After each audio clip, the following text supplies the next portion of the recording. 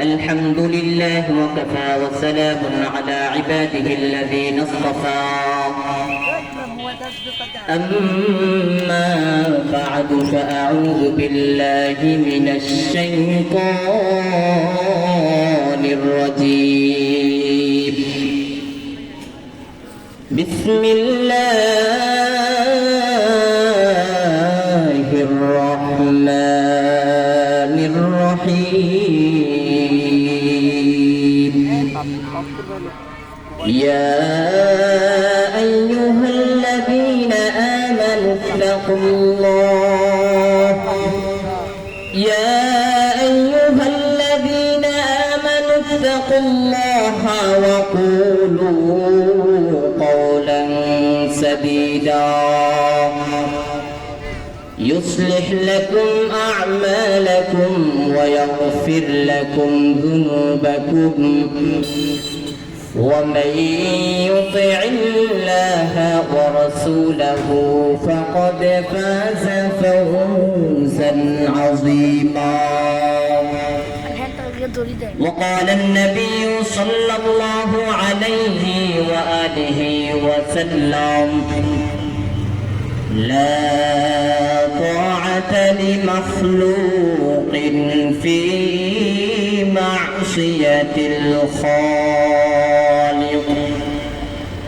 وقال النبي صلى الله عليه وآله وسلم من يضمن لي ما بين لحييه وما بين رجليه أضمن له الجنة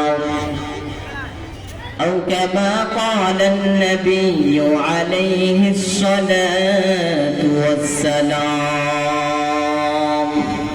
সকলে দরুদ ইব্রাহিম পড়ি মুহাব্বতের সাথে আল্লাহুম্মা সাল্লি আলা মুহাম্মাদিন ওয়া আলা আলি মুহাম্মাদ কামা সাল্লাইতা আলা ইব্রাহিম ওয়া আলা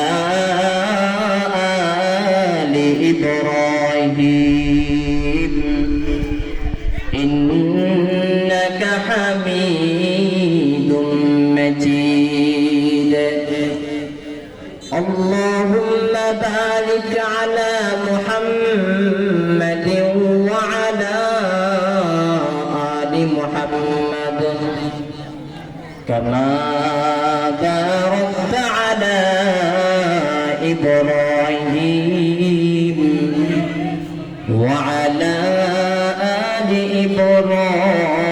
إبراهيم إنك حميد مجيد.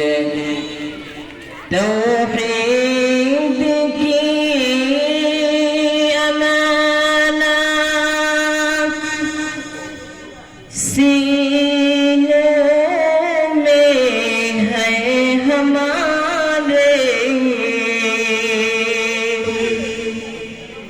तौहीद की अमानत सीनों में है हमारे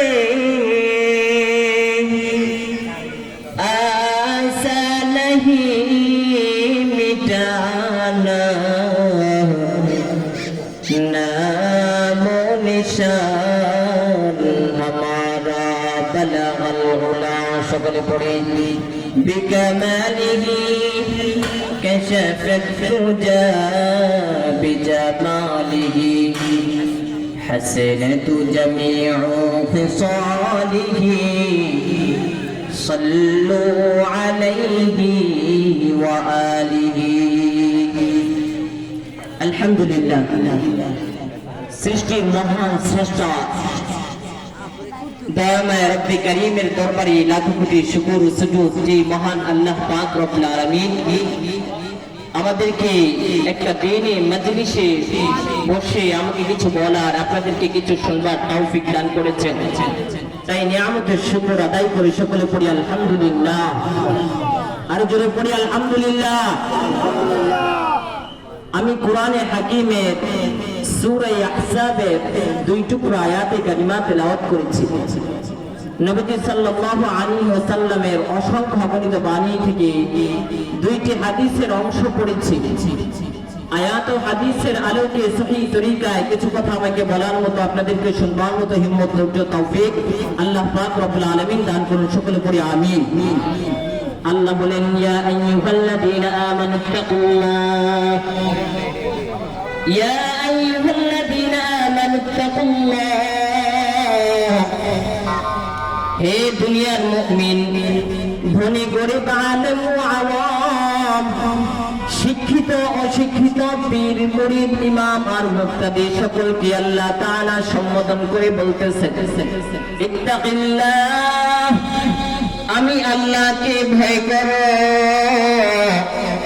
ওয়া কুলু কাওলান সাদীদা।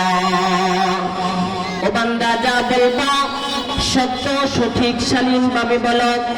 কি লাভ হবে? আল্লাহ বলেন, ইউসলিহ লাকুম আ'মালাকুম ওয়া ইয়াগফির লাকুম যুনুবাকুম।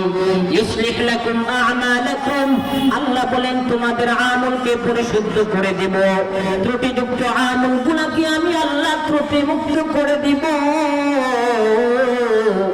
ওয়া মান ইউতি'িল্লাহ ওয়া রাসূলাহু, এবং যাহারা আল্লাহ এবং তার রাসূলের ইত্তিবা করবেন, অনুসরণ অনুকরণ করবেন, ফাকাদ ফাযা ফাওজান আযীমা, অতঃপর তাদের বিজয় হবে চূড়ান্ত বিজয়।